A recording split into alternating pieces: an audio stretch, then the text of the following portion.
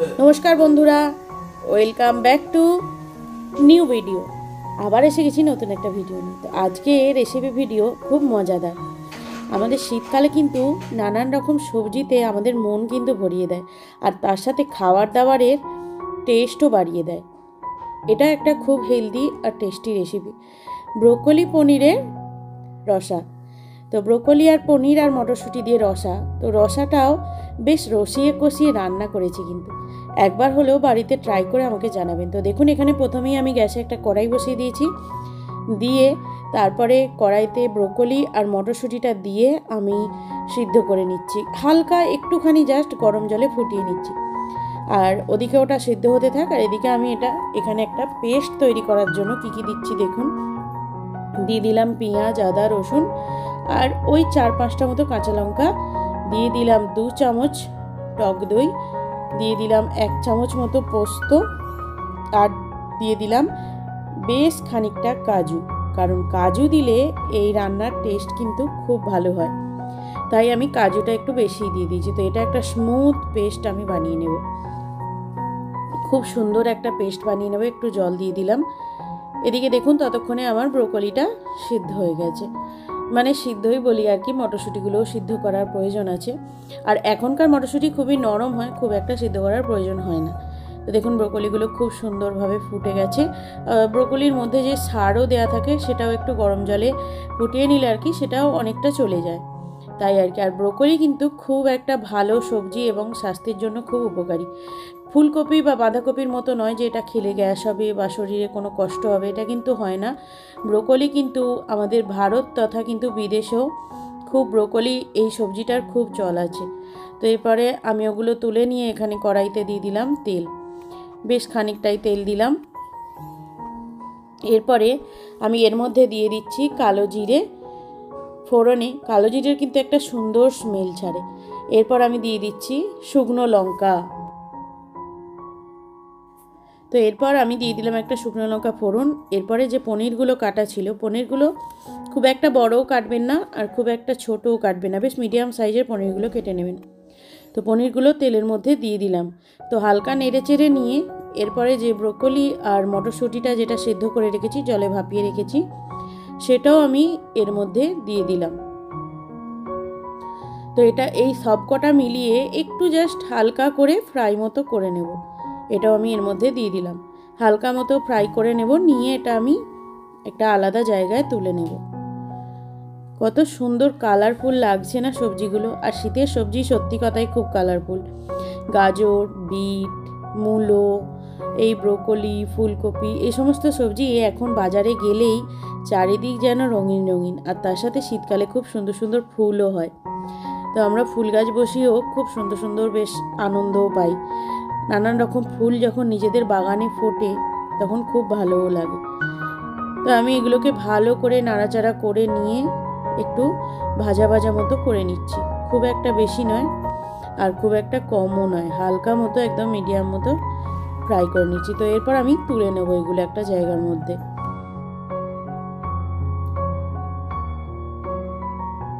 এরপর যে পেস্টটা আমি বানিয়েছি সেই পেস্টটা দেখুন একদম স্মুথ, খুব সুন্দর পেস্ট হয়েছে। তো এরপরে আমি কড়াইতে দিয়ে দিলাম 1 চামচ ঘি। ঘি দিয়ে রান্নাটা করবেন, এটা খুব সুন্দর টেস্ট হবে।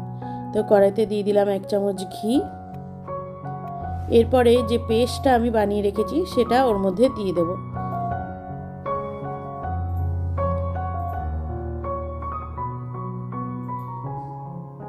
এতে বেশি কিছু মশলার প্রয়োজন হয় না, শুধু অল্প কিছু পরিমাণ মশলা দিলেই রান্নাটা বেশ টেস্টি হয়, বেশ সুস্বাদু হয়।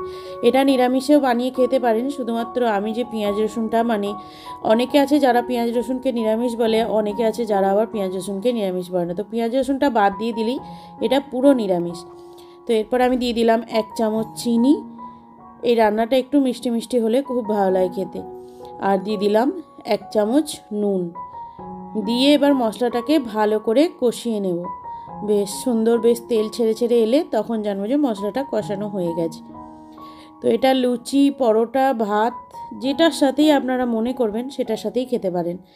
আর বলবো অবশ্যই কিন্তু বাড়িতে ট্রাই করবেন। যারা ব্রোকলি খান না এই ধরনের রেসিপিগুলো একবার বাড়িতে ট্রাই করে দেখবেন, এতটা ভালো লাগবে আপনারা নিজেরাই বলবেন খুব সুন্দর রান্না হয়েছে।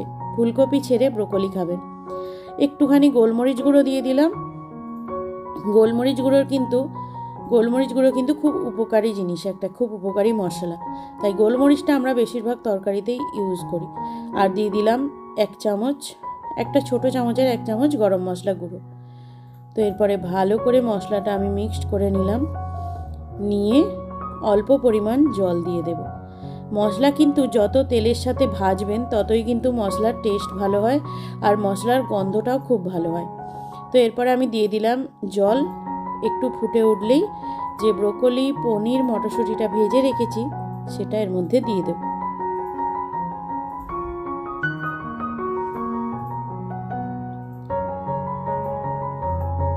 তো দেখুন মশলাটা আমার ফুটে উঠেছে।